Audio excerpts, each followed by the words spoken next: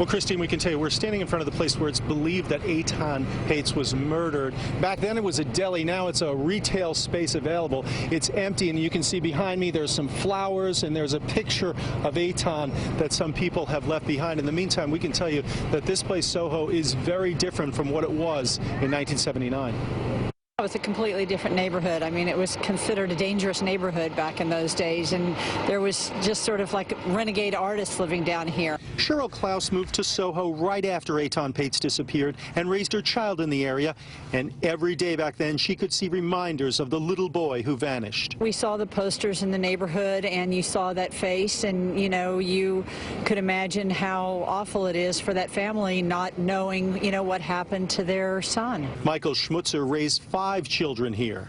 It was a different neighborhood. On the weekends, you walked down the street and you looked over your shoulder to make sure nobody got too close to you.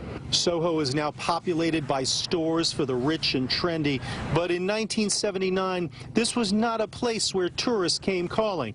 And after Eitan, parents never felt safe. After Eitan, there was a world in which something like this could happen to your child, and once that idea crept into your head, you could never banish it. Lisa Cohen is the author of After Eitan, the missing child case that held America captive. When a story never ends, people keep waiting for something to happen, and it never leaves your consciousness. When other crime stories get resolved, people move on, and there are always new chapters to this story. But now, after all these years, there's a conviction in a courtroom.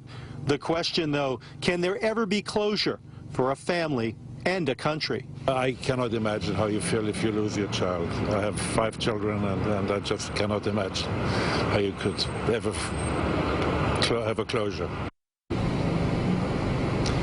Indeed, no closure. A little boy, a life unlived, completely lost. In fact, Eitan Patz today would have been 44 years old. We're live in Soho. Dick Brennan, CBS 2 News.